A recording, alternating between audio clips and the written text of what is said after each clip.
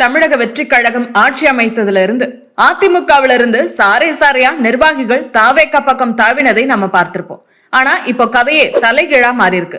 தாவேகாவுக்குள்ள நடக்கிற அதிரடி போட்டியால அதிமுகவிலிருந்து வர நினைச்ச பல சீனியர் தலைவர்கள் இப்போ அலறி அடிச்சு ஓடுறாங்க. பின்னணியில என்னதான் நடக்குது? புசி ஆனந்த் போட்ட ஸ்கெட்ச் என்ன விரிவா பார்க்கலாம். தாவேகா பொதுச் செயலாளர் புசி ஆனந்த் தரப்புக்கும் தேர்தல் பிரச்சார பொதுச் செயலாளர் ஆதவ் அர்ஜுனா தரப்புக்கும் இடையிலான பனிப்போர் இப்போ உச்சகட்டத்தை எட்டியிருக்கு. ஆரம்பத்துல மேடைக்கு மேடை சீறின ஆதவ் அர்ஜுனா தரப்பு கொஞ்ச நாளாவே சைலண்ட் ஆயிட்டாங்க. காரணம் என்ன தெரியுமா?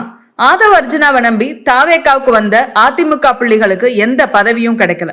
இதனால கட்சிக்குள்ள ஆதவோட செல்வாக்கு குறைஞ்சிட்டே வருதுன்னு அவரோட நெருக்கமா இருக்கிறவங்களே எச்சரிக்கை மணியா அடிக்க ஆரம்பிச்சிட்டாங்க. இதுக்கு இடையில புசி ஆனந்த் தரப்போ அதிமுகவுல இருந்து வர்றவங்களை பார்த்து நம்ம பழைய கட்சிக்காரங்க பயப்படுறாங்கப்பா, அவங்க ஊழல் வழக்குல இருந்து தப்பிக்கவும் பதவிக்காகவும் தான் வர்றாங்கன்னு மக்கள் மத்தியிலையும் பேச்சு வருது. 20 வருஷம் நம்மளை மட்டுமே நம்பி இருக்கிற சொந்த கட்சிக்காரங்களை விட்டுட்டு வெளியில இருந்து வந்தவங்களுக்கு பதவி கொடுத்தா நல்லாவா இருக்கும் அப்படின்னு தலைமைக்கு ஒரு போடு போட்டாங்க. புசி ஆனந்த் தரப்பு சொன்னதை கேட்ட முதலமைச்சர் விஜய் தரப்பும் நீங்க சொல்றது சரிதான், உங்களுக்கு சரின்னு படுறத தாராளமா செய்யுங்கன்னு பச்சை கொடி காட்டிருச்சான். இதனால கட்சி இப்ப முழுசா புசி ஆனந்த் கட்டுப்பாட்டுக்குள்ள போயிருக்கு. அதிமுக ஆட்களை வச்சு மல்லுக்கட்ட நினைச்ச ஆதவ் அர்ஜுனா தரப்போட பிளான்ல மொத்தமா மண் விழுந்தாச்சு. இன்னொரு பக்கம் விழுப்புரம், தொல்லாம்பூர், கண்ணன் போன்ற நிர்வாகிகள் எம்பி தேர்தலை குறிவச்சு வந்தாலும் தாவேகா தலைமை அவங்கள கண்டுக்கவே இல்லை.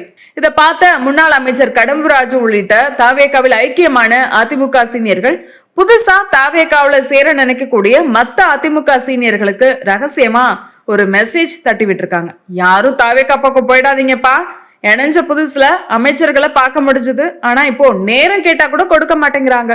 முதலமைச்சர் விஜய பாக்குறதெல்லாம் குதிரை கொம்பா இருக்கு, சீனியர்ங்கிற மரியாதையே இல்ல, பேசாம வீட்லயே இருக்கலாம்னு அவங்க புலம்புன புலம்பல் இப்ப எஸ்பி வேலுமணி, சி.வி. சண்முகம் தரப்ப கடுமையா யோசனையில தள்ளியிருக்கு. அதனாலதான் சனிக்கிழமை தோறும் பனையூர்ல நடக்கிற இணைப்பு விழாவும் இப்போ பொலிவிழந்து போயிருக்கு. இருந்தாலும் தாவேகாவுல இணைஞ்ச விஜயபாஸ்கர் ஸ்கொயர், இசக்கி சுப்பையா, மரகதம் குமரவேல் கேங் எல்லாம் சும்மா இல்ல. கட்சிக்கு வந்து 1 மாசத்துக்கு மேலாகியும் பதவி கிடைக்காததுனால மாவட்ட செயலாளர் பதவி வேணும்னு தலைமைக்கு தொடர்ந்து அழுத்தம் கொடுத்துட்டே இருக்காங்க. ஆனா இவங்களுக்கு மாசை பதவி கொடுக்க தாவேகாவின் தற்போதைய அமைச்சர்களுக்கும் மாவட்ட செயலாளர்களுக்கும் கொஞ்சம் கூட விருப்பம் இல்ல. ஆனா சமீபத்துல நெல்லை வடக்கு மாவட்ட செயலாளரா திருநெல்வேலி எம்எல்ஏ RS முருகனும், நெல்லை தென்கிழக்கு மாவட்ட செயலாளரா நாங்குநேரி எம்எல்ஏ ரெட்டியார்பட்டி நாராயணனும் நியமனம் செய்யப்பட்டது தாவேகாவுக்குள்ள பெரிய சலசலப்பை ஏற்படுத்தியிருக்கு. அதே போல புதிதாக வந்தவர்களுக்கு மாவட்ட செயலாளர் பொறுப்பு கொடுத்தா தேவையில்லாத சர்ச்சை எழும் என்பதால் அவர்களுக்கு மாநில பொறுப்பை கொடுக்கலாம் என ஆலோசனை போயிட்டு இருக்கா. உதாரணத்துக்கு கரூர் மதியையும் புதுக்கோட்டையில பொறுப்பு அமைச்சர் பர்வேஸையும் மீறி விஜயபாஸ்கர் ஸ்கொயருக்கு மாசே பதவி கிடைக்கிறது ரொம்ப கஷ்டம்னு சொல்றாங்க. இதே நிலைமைதான் மற்ற மாவட்டங்களையும் தொடருது. இதனாலதான் விஜயபாஸ்கருக்கு இப்போதைக்கு மாநில துணை செயலாளர் பொறுப்பு வழங்கக்கூடிய முடிவுல இருக்கான் தாவேகா தலைமை. அதே சமயம் முன்னாள் அமைச்சர் வெல்லமண்டி நடராஜன் தனக்கு மாவட்ட செயலாளர் பொறுப்பு தன்னோட மகனுக்கு திருச்சி கிழக்கு இடைத்தேர்தல போட்டியிட வாய்ப்பும் கேட்டிருக்காராம். ஆனா இந்த கோரிக்கைகள் குறித்து தலைமை இதுவரைக்கும் வாயை திறக்கல அப்படின்னு சொல்றாங்க.